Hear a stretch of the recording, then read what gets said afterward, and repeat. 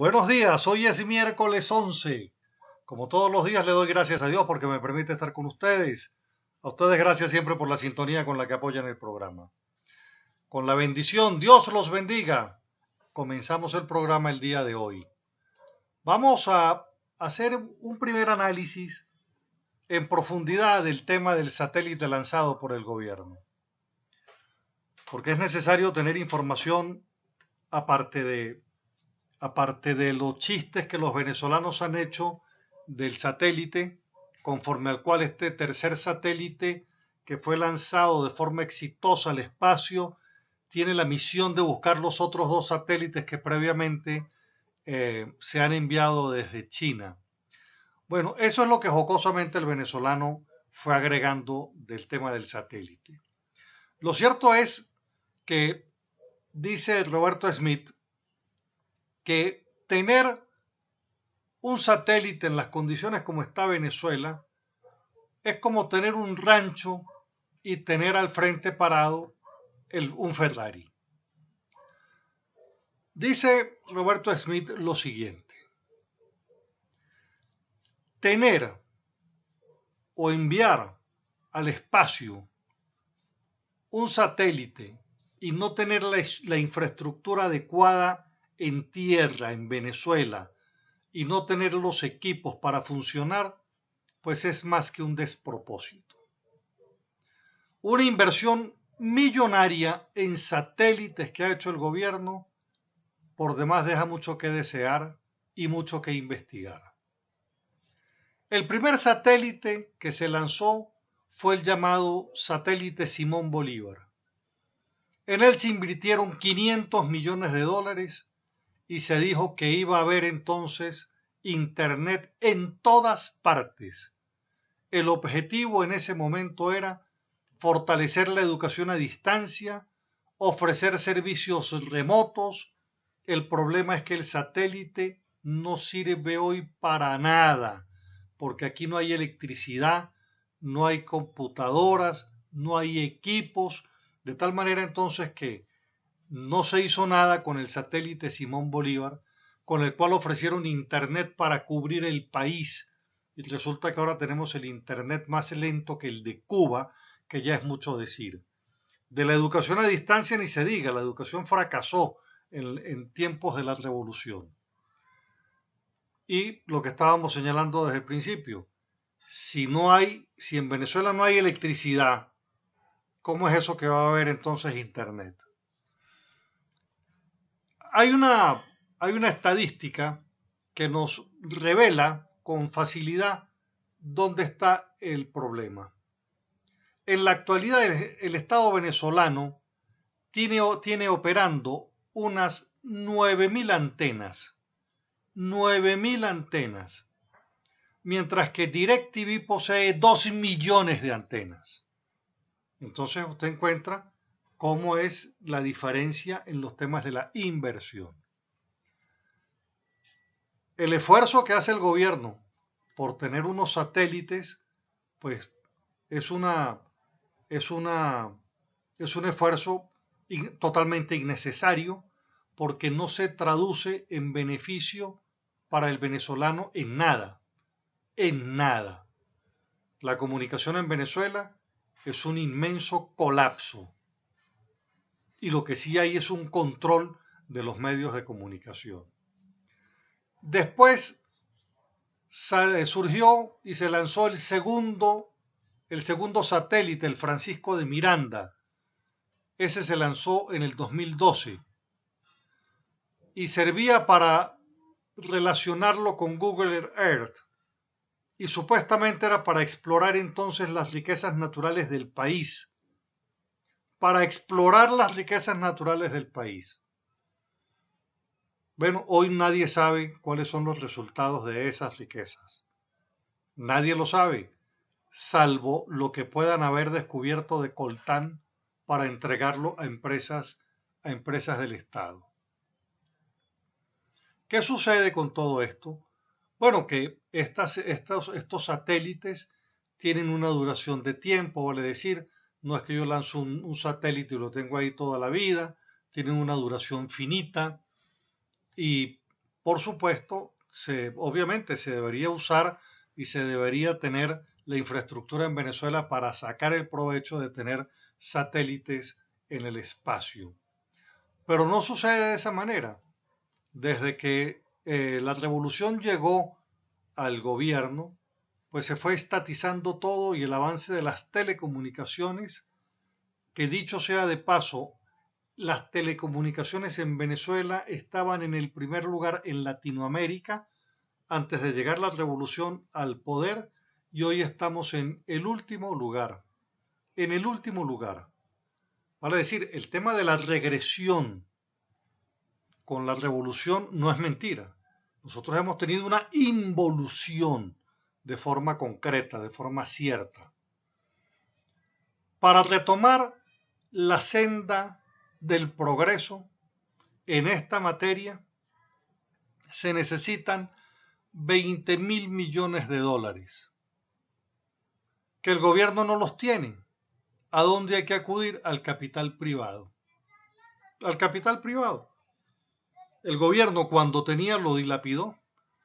Ayer apenas estábamos hablando de las autopistas y las carreteras, que necesita durante 5 años 10.000 millones de dólares en cada uno de esos 5 años. Pues bien, pero para el tema este de telecomunicaciones en materia satelital se necesitan 20.000 millones de dólares. Se requiere infraestructura que no existe y se requiere, por supuesto, pues una política seria y cierta que haga que la información pueda ser perfectamente utilizada. ¿Y por qué hay que investigar todas estas inversiones que al final no tienen, no se les revierten al país en beneficio directo al pueblo? Por este detalle que les voy a comentar. Del satélite Francisco de Miranda, las imágenes que ha captado el satélite, el 85% de esas imágenes están dañadas porque tienen mucha luz. Vino malo de fábrica. Vino malo de fábrica. Y la compañía china que lo fabricó desapareció. Vale decir, la compañía china que fabricó el satélite Francisco de Miranda y que lo puso en órbita desapareció. Y desaparece luego de ser demandada también en África. Este satélite Francisco de Miranda funciona a un 30% de su capacidad. Dice Roberto Smith, que es experto en esta área, que las grandes inversiones tienen que traducirse en beneficio para el pueblo y debe ser interés del gobierno que esto sea de esa manera. Pero para esta revolución lo que impera es la hegemonía y el control comunicacional. Porque este gobierno lo que quiere es el control de la sociedad. Y estos instrumentos satelitales deben estar orientados a la libertad, a la libertad, a la información, al conocimiento y al desarrollo de las telecomunicaciones. Ese debe ser su propósito, no otro. Vamos a revisar dos informaciones en contexto que son altamente importantes, porque la primera es un informe de la FAO que lamentablemente para Venezuela nos revela una información lamentable. Venezuela registra el mayor número de subnutridos. Este es un informe que prepara la FAO para Latinoamérica. Como ustedes saben, la FAO es una organización que depende de Naciones Unidas y hace un monitoreo en Latinoamérica. En este caso del informe que está presentando, esta es la Agencia Nacional de Naciones Unidas para la Alimentación y la Agricultura, y nos está presentando que a pesar de la lamentable crisis por la que atraviesa Venezuela, política y económica, el país entró y registró el mayor aumento en el número de subnutridos. Escuche la cifra que le voy a dar, por favor. Pasando de 2.8 millones de personas en el 2015 a 4.1 millón con una prevalencia del 13% de su población. 2.8 es el 2.8 millones de personas en el 2015 a 4.1 millón, vale decir 4.100.000. Alta, alta la cifra, porque en Argentina y Perú el aumento es de 0,1, mientras que nosotros tenemos, el de Argentina y Perú es 0,1 millón de personas, mientras que Bolivia, Chile, Ecuador y Paraguay mantienen sus cifras. Colombia redujo ese número de 3.7 a 3.4 millones en el mismo periodo. Brasil, Cuba y Uruguay presentan una proporción de personas subalimentadas inferior al 2.5. Y nosotros lamentablemente tenemos un porcentaje muy elevado de 4.100.000. Por otro lado, este informe nos alerta de que tenemos en Venezuela el tema de la obesidad desbocada también. El tema de la obesidad desbocada. Bueno, ¿qué tenemos que decir? Esto es obra de la revolución. Esto no es obra de ninguna guerra de nadie. Esto es obra de la revolución. Y mire qué lamentable, nuestros porcentajes son más dramáticos que lo que pueda presentar Cuba. Nosotros estamos en una situación de mayor crisis que la que tiene Cuba, pero tenemos unos habladores en el control del gobierno que no da lugar a una sinceridad desde el punto de vista del debate, de la propuesta, de la rectificación. Esto que está presentando Naciones Unidas, que está presentando la FAO, bueno, es un resultado impresentable para Nicolás Maduro y para la revolución. Pero ellos con negar y negar, pues con eso tienen. Entonces se advirtió a tiempo que el problema de la obesidad se iba a disparar y se disparó el problema de la obesidad por los temas de la mala formación en la alimentación que hoy tiene el venezolano, que ha ido sustituyendo sus valores y sus patrones de consumo por el que hay y lo que pueda lograr. Y entonces estos son los dramas que ahora tenemos. Hace días hablábamos del informe que presentó Susana Rafali sobre el tema también de la desnutrición.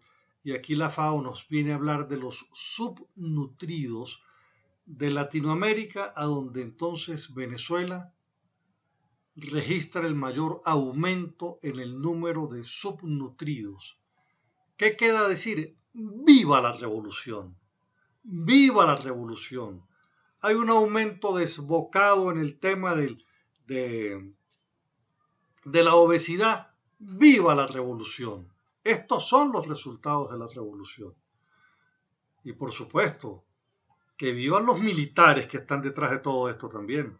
Que vivan las Fuerzas Armadas, que son los que están detrás de estos resultados. Y me imagino que estarán complacidos con todos los resultados que ellos ayudan a sostener para que todo esto se siga manteniendo de esta manera. Otro de los temas que quiero presentarles para que ustedes vean cómo las empresas en manos del Estado, ya lo hemos dicho, 526, arrojan pérdidas.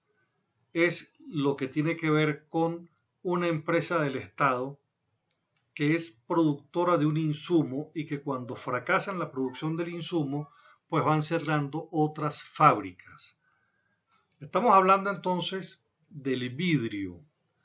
Falta de materia prima es causa de la paralización de la producción de empresas como Gerber, que pertenece al conglomerado Nestlé y que hoy se le acabaron los envases desde hace varias semanas porque Venezolana del Vidrio, Benevidrio, no despacha frascos debido a la paralización de casi todas sus líneas.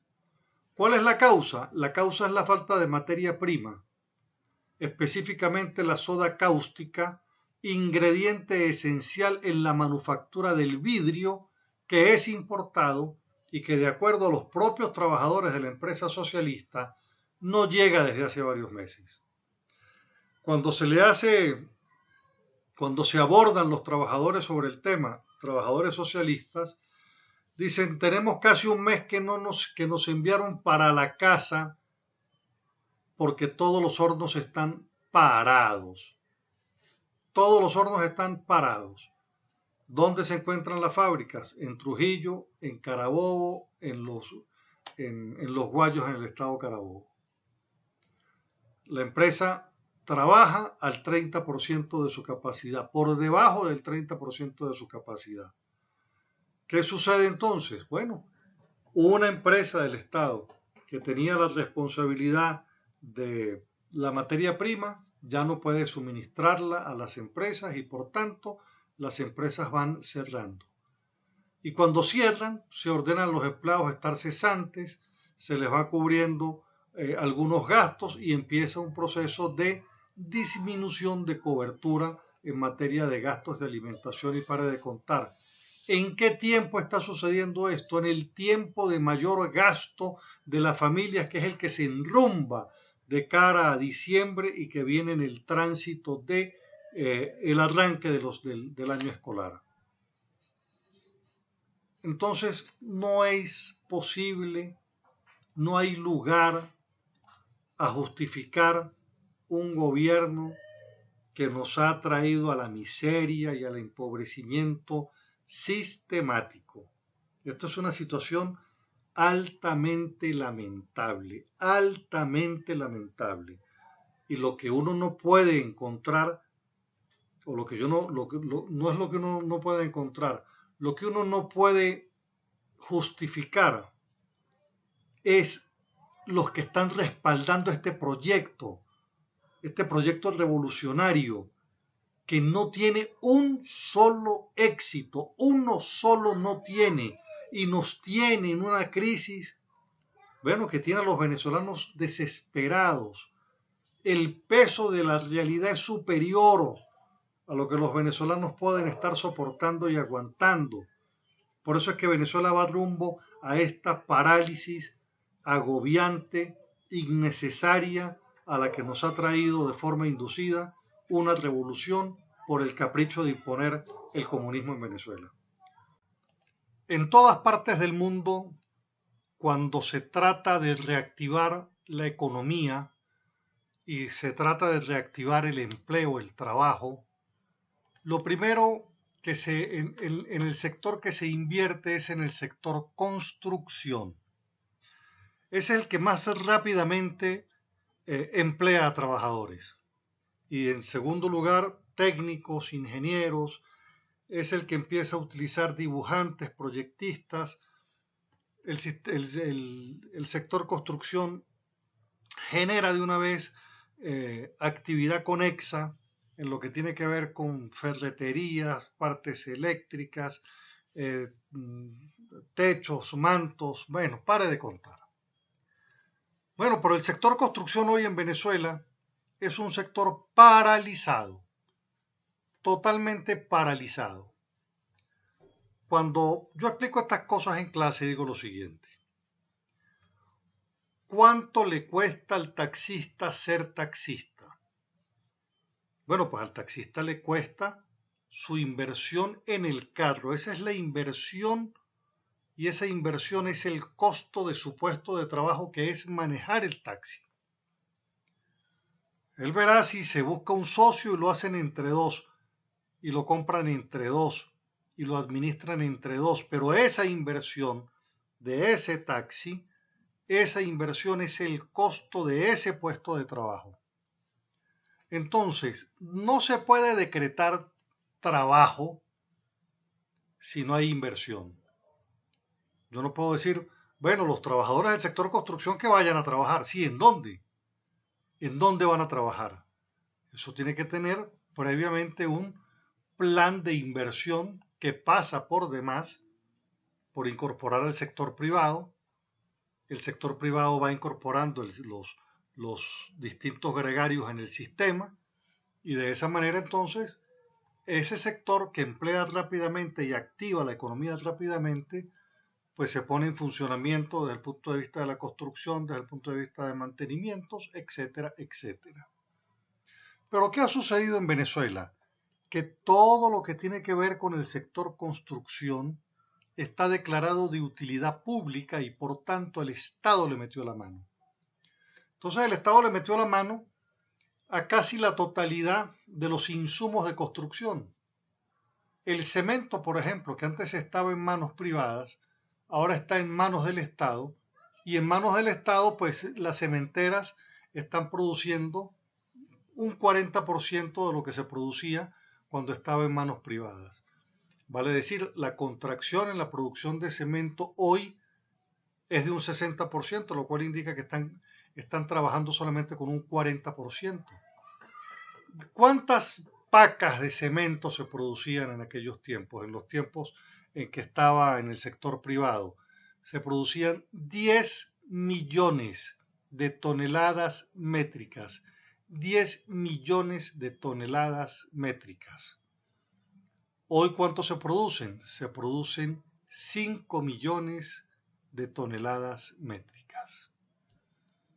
Pero a eso tenemos que agregarle, añadirle el hecho de que todo lo que tiene que ver con cemento, cabillas, hierros, aluminios, piedras, arenas, todo está en manos del Estado. La contracción del sector siderúrgico, que es de un 90 y 95% en ese porcentaje pendula, incide de forma directa en la construcción. Porque hay edificios cuya estructura es de hierro, pero si no está Sidor, ¿cómo hacemos? Las cabillas, ¿cómo se hace? Entonces estamos en presencia de una parálisis del sector que debía generar y debía emplear la mayor cantidad de personas. Es por eso que estos temas tenemos que ponerlos de relieve de forma permanente en la discusión, en la mesa de su análisis, porque el gobierno nos lleva sobre un inmenso distractivo de forma permanente que evita que nos concentremos en los problemas reales y sus soluciones. Y entonces nos mantiene en una prédica revolucionaria y en una prédica revolucionaria y en un adversario y en un enemigo. Y lo cierto es que no solamente vamos rumbo a una parálisis, es que la contracción es de tal naturaleza que está golpeando de forma seria y cierta las expectativas de los venezolanos, de forma definitiva. Y entonces, cuando uno va a revisar estadísticas que tienen que ver, por ejemplo, con la cantidad de venezolanos en el exterior, pues bueno, los venezolanos están saliendo de Venezuela en un proceso de migración que no se va a detener hasta tanto en Venezuela no se empiecen a dar las oportunidades para tener estabilidad económica que permita tener estabilidad familiar, que permita tener seguridad jurídica y que permita tener una calidad de vida, sin lugar a dudas. Yo no cuestiono al que se va, no lo cuestiono porque es que Venezuela no ofrece, este gobierno no ofrece las posibilidades mínimas de vivir como antes ni siquiera se vivía. Y por eso siempre digo, lo peor que le puede pasar a un gobernante es recibir un país y entregarlo en peores condiciones de como las recibió. Y esa es la circunstancia en la que está transitando Venezuela. Fíjense que estos datos que hemos venido manejando, que son datos oficiales en materia de desnutrición, en materia de subnutrición, en materias de salud, o sea, son datos que estamos manejando de fuentes primarias, que son serias por demás, y revelan una crisis en Venezuela dramática. Los temas de desabastecimiento, la crisis de salud, la reaparición de enfermedades, frente a un gobierno que no le importa, no le interesa en modo alguno el venezolano. Lo que le interesa es que el venezolano se vaya para él quedarse sin problemas en Venezuela y que los problemas le lleguen a los demás. Eso es lo que quiere el gobierno. Y es lo que nosotros tampoco podemos permitirle. Eso fue lo que pasó en Cuba. De Cuba todo el mundo se fue y los que tenían que pelear ya se habían ido. Bueno, llegamos a la parte final del programa. Me despido con este pensamiento. Hay un momento para cada cosa. Un día de viento no es adecuado para construir tejados. Este es otro proverbio celta. Hay un momento para cada cosa. Un día de viento no es adecuado para construir tejados. Dios los bendiga a todos. Regáleme usted a mí también su bendición. Nos conseguimos mañana con el inmenso favor de Dios. Dios los bendiga a todos. Los quiero mucho. Muchísimas gracias.